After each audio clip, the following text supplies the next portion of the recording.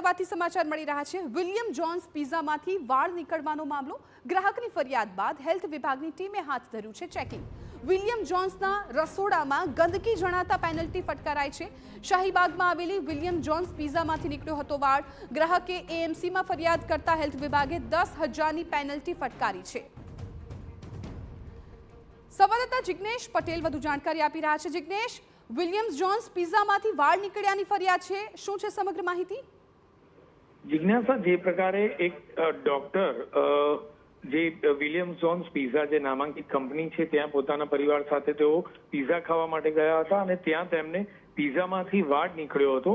આ બાબતને ગંભીરતાથી લઈ અને તેઓએ કોર્પોરેશનના હેલ્પલાઇન નંબર પર ફરિયાદ કરી હતી। ફરિયાદના આધારે કોર્પોરેશનની ટીમે તુરત જ જે કિચન છે તે કિચનનું ચેકિંગ હાથ ધર્યું હતું અને વિલિયમ્સ જોન્સ પિઝાના કિચનમાં બેદરકારી બદલ એટલે કે ચેકિંગ દરમિયાન ત્યાં કેટલેક અંશે ગંદકી પણ જોવા મળી હતી અને યોગ્ય સફાઈ ન હોવાનું સામે આવતા 10,000 જેટલી પેનલ્ટી વસૂલ કરવામાં આવી હતી।